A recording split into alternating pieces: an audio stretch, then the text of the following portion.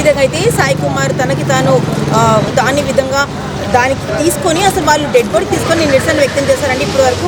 ఇప్పుడు మనతో పాటు ఉన్నారు BC JAC coordinator Satyaraj Goud గారు. మరి వారి మాటలు తెలుసుకుందాం, ఏ విధంగా నిరసన తెలిపారు, అదేవిధంగా ఆయన డెడ్ బాడీ డిక్లరేషన్ కోసం ఎందుకు ఇంత టైం పట్టిందో సార్ చెప్పండి. ఎందుకు ఇంత టైం పట్టింది, అదేవిధంగా ఆయన అసలు 70% కాలిపోయింది అనేసి అన్నారు. మరి నిజంగానే ఆయన నైట్ చనిపోయారు అనేసి వార్తలు వచ్చాయి. మరి ఇందులో నైట్ ఏం చనిపోలేదు. ఈరోజు మార్నింగ్ మేమందరం కూడా పొద్దున ఆయన పరామర్శించడానికి వచ్చాము.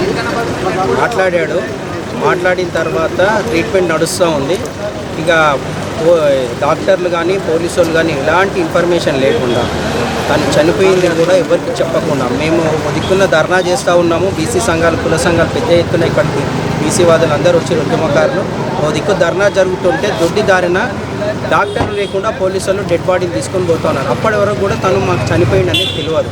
మేము పైనకి వెళ్ళి గొడవ చేస్తే అన్ని బీసీ సంఘాలు గొడవ చేస్తే అప్పుడు తను చనిపోయినాడు అని చెప్పేసి డాక్టర్ వచ్చి డెత్ డిక్లరేషన్ ఇచ్చి అలా కుటుంబానికి చెప్పినాం. మేము 12:56 చనిపోవడం జరిగింది.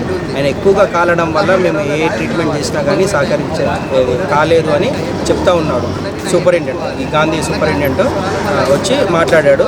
తను చనిపోయిందని డిక్లరేషన్ ఇచ్చారు. ఇప్పుడు బాడీ మాత్రం మార్చురీలో ఉంది. మార్చురీ తర్వాత బాడీని వాళ్ళ కుటుంబానికి అప్పచెప్తామని చెప్పేసి పోలీసు వాళ్ళు డాక్టర్లు సూపరింటెండెంట్ కూడా చెప్పడం జరిగింది. ఇది ముమ్మాటికి ఈ కాంగ్రెస్ ప్రభుత్వ హత్యగా భావిస్తాం బీసీ సంఘాలు అందరం కూడా. ఎందుకు అనంటే అందరు చాలామంది ఏమంటారు ఆత్మహత్య చేసుకున్నాడు అంటారు. ఆత్మహత్యకి ప్రేరేపించే విధంగా మీ కాంగ్రెస్ ప్రభుత్వము కామారెడ్డి డిక్లరేషన్ ద్వారా 42% బీసీ రిజర్వేషన్లు ఇస్తానని చెప్పేసి బీసీల ఓట్లతోటి గద్దెనెక్కి గెలిచిన తర్వాత మీరు కులగణన చేసి ఆ తర్వాత అసెంబ్లీలో బిల్లు పాస్ చేసి గవర్నర్ దగ్గర పంపి గవర్నర్ ఆమోదించలేదని నంగనాచి నాటకాలు ఆడి ఆ తర్వాత రాష్ట్రపతికి పంపి అక్కడ కూడా ఆమోదించలేదని చెప్పేసి మళ్ళీ స్థానిక సంస్థల ఎన్నికలు మీరు పెట్టిరు. మీరు ఇచ్చేదాకా స్థానిక సంస్థల ఎన్నికలు పెట్టొద్దని బీసీ సంఘాలు ఎంత మొర పెట్టుకున్నా ఇన్ని ధర్నాలు చేసిన అష్టాంగ దీక్షలు చేసినప్పటికీ ఆందోళన చేస్తున్నా కానీ మీరు పెడచెవిన పెట్టి మీరు స్థానిక సంస్థల సర్పంచ్ ఎన్నికలకు మీరు పోయారు. స్థానిక సంస్థల సర్పంచ్ ఎన్నికలకు పోతూ మీరేమన్నారు, పాత పద్ధతిలో మేము ఎన్నికలకు పోతున్నామని ఒక మాట చెప్పారు. ఇంకో మాట అది కోర్టు పరిధిలో ఉంది రిజర్వేషన్ల అంశము, కానీ మేము పార్టీ పరంగా మేము రిజర్వేషన్లు ఇస్తాం 42% అని అన్నారు. 42% పార్టీ పరంగా ఇస్తా అంటే నువ్వు ఒక్కడు ఇస్తే సరిపోదు కదా. ప్రత్యర్థులు కూడా కాంగ్రెస్ పార్టీకి ప్రత్యర్థి ఉన్న బీజేపీ పార్టీ కానీ లేకపోతే టీఆర్ఎస్ పార్టీ కానీ అన్ని పార్టీలు కూడా ఇవ్వాలి కదా. అన్ని పార్టీలు ఇవ్వకుండా నువ్వు ఒక్కరు ఇస్తా అని చెప్పి కుప్పలకు పోయి మొన్న జూబ్లీస్ ఎన్నికల్లో నవీన్ యాదవ్ గెలిచిండు, ఒక బీసీ బిడ్డ గెలిచిండు. వీళ్ళు ఏమనుకుంటారు అంటే వాపం చూసి బల్బ్ అనుకుంటూ ఉన్నారు. అరే కాంగ్రెస్ ఊపులో ఉంది, తెలంగాణలో ఖచ్చితంగా మనము జూబ్లీస్ గెలిచినామంటే రేపు సర్పంచ్ ఎన్నికల్లో కూడా మనం గెలుస్తాము. అందుకోసం ఆ వాపును చూసి బల్బ్ అనుకొని పోయి ఢిల్లీలో రాహుల్ గాంధీ మల్లికార్జున్ ఖర్గే గారికి చెప్పి ఎలక్షన్స్కి ఉటావుటిన ఎలక్షన్స్ పెడతా ఉన్నారు. 15 రోజులు కాలేదు జూబ్లీస్ ఎన్నికలు అయ్యి. మీరు ఎందుకు ఇంత తొందరగా పోవాల్సి వచ్చింది అని బీసీ సంఘాలు నిలదీస్తే వీళ్ళు ఏం మాట్లాడుతూ ఉన్నారు కదా సార్. మేము గ్రామ పంచాయతీ నిధుల కోసము 3,000 కోట్ల రూపాయలు నిధులు ఆగిపోతున్నాయి కాబట్టి మేము సర్పంచ్ ఎన్నికలకు పోతున్నామని నంగనాచి కబుర్లు చెప్తా ఉన్నారు. మార్చి 31 వరకు మీకు నిధులు తీసుకోవడానికి అవకాశం ఉంది. మార్చి 31 తర్వాతనే ఆ నిధులు రావు. అంత లోపు ఫిబ్రవరిలో పెట్టు, జనవరిలో పెట్టు ఎలక్షన్లు. ఇక్కడ ఢిల్లీలో పార్లమెంటు ఇప్పుడు ఉభయ సభలు నడుస్తూ ఉన్నాయి, పార్లమెంటు సెషన్ నడుస్తూ ఉంటే నువ్వు ఏం చేయాలి? నీకు నిజంగా కాంగ్రెస్ పార్టీలో రేవంత్ రెడ్డి గారికి 42% రిజర్వేషన్ల మీద చిత్తశుద్ధి ఉంటే ఇవాళ అన్ని పార్టీలను తీసుకొని నువ్వు ఢిల్లీకి పోవాలి. గవర్నర్ ఆమోదించలే, రాష్ట్రపతి ఆమోదించలే కదా, నువ్వు మోడీ దగ్గర పోవాలి. నిన్నగాక మొన్న మోడీ దగ్గర పోయినావు కదా, నువ్వు తెలంగాణకు ఆహ్వానించినావు కదా. ఎట్ ఏ టైం అందరి బీసీ సంఘాల అఖిల పక్షాన్ని తీసుకుపోయి మోడీతో ఎందుకు మాట్లాడవు? నువ్వు మాట్లాడాలా వద్దా? పార్లమెంట్ని స్తంభింపజేయాలా వద్దా? మీరు ప్రధాన ప్రతిపక్షంగా ఉన్నారు కదా ఢిల్లీలో. మీరు 243 మంది ఎంపీలు ఉన్నారు కదా, పార్లమెంట్ నలవనీయకండి, ప్రైవేట్ బిల్లు పెట్టండి మీ పార్టీ తరపు నుంచి. ఆ ప్రభుత్వం ఏం చేస్తుందో, కేంద్ర ప్రభుత్వం ఏం చేస్తుందో అప్పుడు తెలుస్తుంది. మీరు ఏ బిల్లు పెట్టారు, ఏ అఖిల పక్షాన్ని ఢిల్లీకి తీసుకపోరు. కోర్టు పరిధిలో ఉన్నప్పుడు కోర్టు పరిధి ఏదో ఒకటి తీర్పు అయ్యేదాకా ఎలక్షన్స్ ఆపరు. మీ ఇష్టం వచ్చినట్టుగా మీరు ఎలక్షన్స్కి పోతారు. ఏమని అంటే అది కోర్టు పరిధిలో ఉంది అని అంటారు. మీరు చిత్తశుద్ధి ఎట్లా ఉంది? మీరు ఇంకొకటి 42% రిజర్వేషన్లు ఇస్తా అన్నారా, తర్వాత పార్టీ పరంగా ఇస్తారా?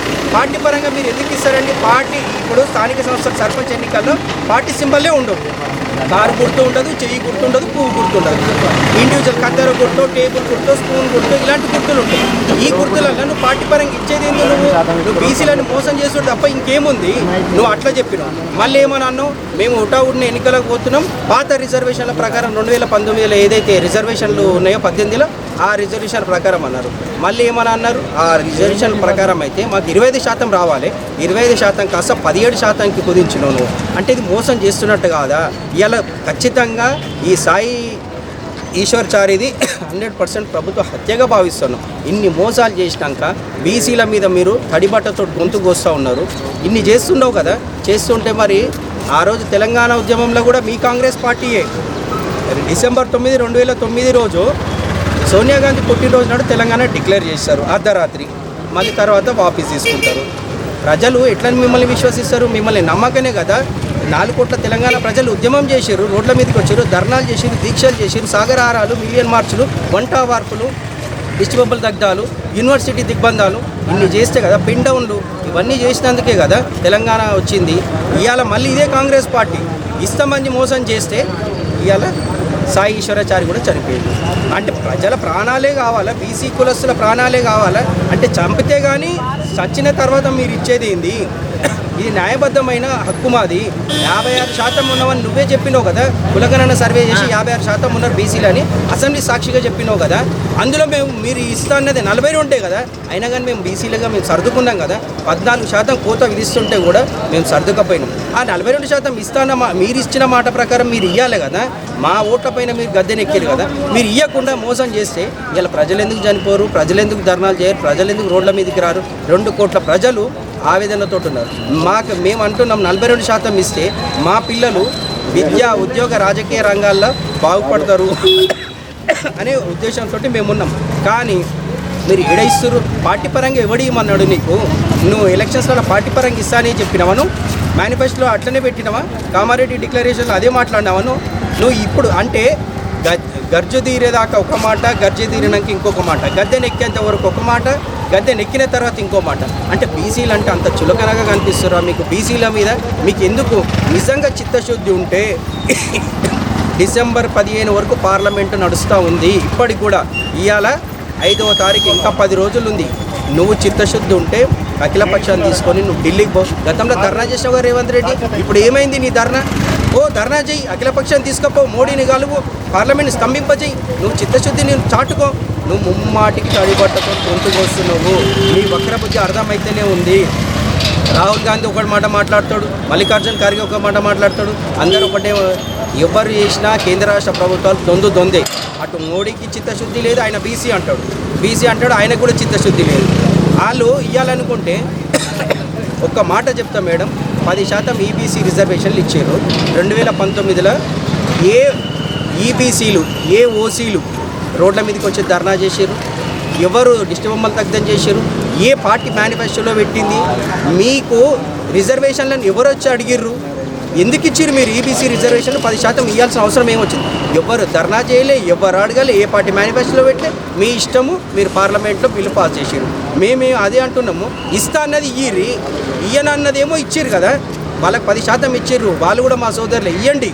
వాళ్ళకి ఇస్తూనే మాకు 42% ఇస్తా అని మాట ఇచ్చారు కాబట్టి ఇవ్వమని అంటున్నాము. ఇది న్యాయబద్ధమైంది, చట్టబద్ధమైంది. మా ధర్నాలు, ఆందోళనలు చేసేది ఒకటే, మేము ఎంతున్నామో మాకంతా రావాలి. మా వాటా ప్రకారం, మా జనాభా దామాష ప్రకారం మాకు కావాలి. ఈ తెలంగాణ రాష్ట్రం ఆ రోజు తెలంగాణ ఉద్యమం చేస్తే తెలంగాణ వచ్చింది. ఆత్మ బలిదానాలు 1200 మంది ఆత్మ బలిదానాలు అయినాకనే తెలంగాణ వచ్చింది. సామాజిక తెలంగాణ రాలే, భౌగోళిక తెలంగాణ వచ్చింది. తెలంగాణ బార్డర్లు కనబడుతున్నాయి కానీ తెలంగాణ ప్రజలు బీసీలయ్యి బతుకులు బాగుపడ్డప్పుడే సామాజిక తెలంగాణ వచ్చినప్పుడు మాత్రమే నిజమైన తెలంగాణ వచ్చినట్టు. ఇవాళ తెలంగాణ ఇప్పటి కూడా రాలే. మేము ధర్నాలు చేస్తాం, మేము చెలో ఢిల్లీ పిలుపునిస్తున్నాం. మీరు నిజంగా ఇంకో మాట, రేవంత్ రెడ్డి గారికి చిత్తశుద్ధి ఉంటే ఇలా పార్టీ పరంగా ఇస్తున్నారు కదా, మీరు బీసీ సంఘాలతో ఎందుకు మాట్లాడలే? ఎందుకు సంప్రదించలేదు? బీసీలతోటి ఏదైనా మాట్లాడే కదా నువ్వు తీసుకోవాల్సింది. మీరు 42% రిజర్వేషన్లు వచ్చినప్పుడు మేమే కదా మీకు వచ్చి పునదండలు వేసినాం, మేమే మీకు థ్యాంక్స్ అని చెప్పినాం. ఇవాళ ఎందుకు తడిబట్టతో గొంతుకు వస్తూ ఉన్నారు? మీరు ఎవరిని అడిగి తీసుకున్నారు? మీ ప్రభుత్వంలో ఎంతమంది ఉన్నారు? 20 మంది లేరు బీసీ ఎమ్మెల్యేలు. మొత్తం ఎమ్మెల్యేలు 63 మంది ఎమ్మెల్యేలు అగ్రవర్ణాలు, రెడ్లు, వెల్మలే. వీళ్ళే కదా మీరు ఉన్నది. మీరు ఇంకా బీసీలకి ఏం న్యాయం చేస్తారు? మా గొంతు నొక్కనికనే మీరు మీ పబ్బం గడుపుకోవడానికి, ప్రభుత్వాన్ని నడుపుకోవడానికి మమ్మల్ని ఈ విధంగా చేస్తూ ఉన్నారు.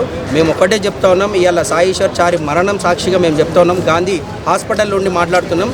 మేము ఒక్కటే చెప్తా ఉన్నాం, రేపు సర్పంచ్ ఎన్నికల్లో 3 విడతలుగా జరుగుతున్న సర్పంచ్ ఎన్నికల్లో దయచేసి తెలంగాణ రాష్ట్రంలో ఉన్న అన్ని గ్రామ పంచాయతీలలో బీసీ బిడ్డలనే గెలిపించుకోర్రి, బీసీ వ్యక్తులకే ఓట్లు వేయ్యిర్రి. మన వ్యక్తులకు ఓటేసి మనం గెలిపించుకుంటే మనలో ఐక్యత అనేది ప్రభుత్వానికి తెలుస్తుంది. మన బీసీ రిజర్వేషన్లో 42% చట్టబద్ధమైంది, న్యాయబద్ధమైంది అని చెప్పి ప్రభుత్వానికి తెలుస్తాయి. మరొక మాట కూడా చెప్తున్నాం, బీసీలు అడుక్కుంటే ఎవరో ఇస్తా అంటే కాదు, ఇది మా హక్కు. మేము ఖచ్చితంగా ఉద్యమిస్తాం. 2 కోట్ల బీసీ ప్రజలకు చెప్తా ఉన్నాం తెలంగాణ వ్యాప్తంగా. మీరు తెలంగాణ ఉద్యమంలో అయితే అందరు ఎట్లా రోడ్లపైకి వచ్చిర్రో, ఎట్లయితే ధర్నా చేసిర్రో, ఇవాళటి నుంచి సాయి ఈశ్వరాచారి మరణం సాక్షిగా మీరు కూడా రోడ్ల మీదకి వచ్చి ధర్నాలు, దీక్షలు అందరూ కూడా ప్రతి ఒక్కరు పాల్గొంటేనే ఈ బీసీ రిజర్వేషన్లు అమలైతే కానీ గతంలో నాన్చోడు ధోరణి చేసి 3 సంవత్సరాల పబ్బం గడిపి 2014లో పార్లమెంట్లో బీసీ బిల్లు, ఇది తెలంగాణ బిల్లు ఎట్లయితే అమలైందో ఇట్లనే నానుసుకుంటూ పోతారు వీళ్ళు. ఇప్పుడు 2 సంవత్సరాలు అయింది ప్రభుత్వం గద్దెనెక్కి, ఇంకా 3 సంవత్సరాలు ఇట్లనే నానుస్తూ ఉంటారు. ఇదంతా కావాలని నంగనాచి దొంగ మాటలు మాట్లాడుతారు. వీళ్ళకి 100% బుద్ధి చెప్పాలంటే ధర్నాలు, దీక్షలు చేయాలి, రోడ్ల మీదకి రావాలి. మనం రోడ్ల మీదకి వస్తేనే తెలంగాణలో బీసీల ఆకాంక్ష అనేది బయటికి వస్తుంది, ప్రభుత్వాలకు తెలుస్తుంది. దయచేసి ఇంకొకసారి బీసీల ఆత్మ ఘోషని మీరు బీసీలను తడిబట్టతో గొంతు కొయ్యకుర్రి. ఇంకొకరు కూడా ఎవరు కూడా మనము సామాజిక తెలంగాణ కావాలి అని అంటే ఉద్యమించాలి. 100% చెప్తా ఉన్నాం, ఉద్యమిస్తాం కూడా. మనం ఇక్కడ కూడా ఆత్మార్పణలు చేసుకోవద్దు. ఇవాళ సాయి ఈశ్వరాచారి చనిపోయినాడు, ఇంకెవ్వరు కూడా తెలంగాణ ప్రజలు చనిపోవద్దు. మనం ధర్నాలు చేసి, దీక్షలు చేసి, మనం ఉద్యమించి, మనం కొట్లాడి మనం రిజర్వేషన్ తెచ్చుకుందాం. కానీ ప్రాణాలు అర్పించినంత మాత్రాన ఈ ప్రభుత్వాలకి చీమ కుట్టినట్టు కూడా కాదు, నిమ్మకి నీరెత్తినట్టు ఈ ప్రభుత్వాలు మొద్దు నిద్రలు ఉన్నాయి. నిన్నటి నుంచి ఈ ఇష్యూ జరుగుతుంటే సాయి ఈశ్వరాచారి పెట్రోల్ పోసుకొని తగలబడిపోతే ఒక్క మంత్రి రాడేందుకు, ఒక్క ఎమ్మెల్యే రాడేందుకు, ఒక్క ప్రభుత్వం రావేందుకు, పార్టీలు రావేందుకు? ఎక్కడ పోయి వీళ్ళందరూ? హైదరాబాద్ నడిబొడ్డునే గాంధీ హాస్పిటల్ ఇంత పెద్ద ఇష్యూ జరుగుతూ ఉంటే ఏడబండుకు వీళ్ళందరూ ఎక్కడ పోయిర్రు? వీళ్ళని తన్ని తరిమే రోజులు ఖచ్చితంగా వస్తాయి. బీసీ ఉద్యమం బలోపేతం అవుతుంది. ఈ అమరుని సాక్షిగా చెప్తున్నాం, నీ త్యాగం వృధా కాదు సాయి ఈశ్వరాచారి. నీ అమరత్వం సాక్షిగా బీసీ రిజర్వేషన్ ఖచ్చితంగా సాధించుకుంటాం. ఇది ముమ్మాటికి నిజం. ఉద్యమిస్తాం. అందరు బీసీ సంఘాలు కూడా ఏకం కావాల్సిన ఆవశ్యకత ఎంతైనా ఉందని చెప్పి అమర్ రహే సాయి ఈశ్వరాచారి, అమర్ రహే, అమర్ రహే. చూస్తున్నారు కదండి, మరి సాయి ఈశ్వరాచారి గారిది అసలు హత్య యత్నం కాదు, ముమ్మాటికి ఇది ప్రభుత్వ హత్య అనేసి గట్టిగా చెప్తున్నారు ఇక్కడ BC JAC coordinator Satyaraj Goud. మరి ఇంకెన్నో విషయాలు మనం తెలుసుకోవాల్సి ఉంది. స్టేట్ ట్యూన్ విత్ కెమెరామెన్ రానాతో మాధవి.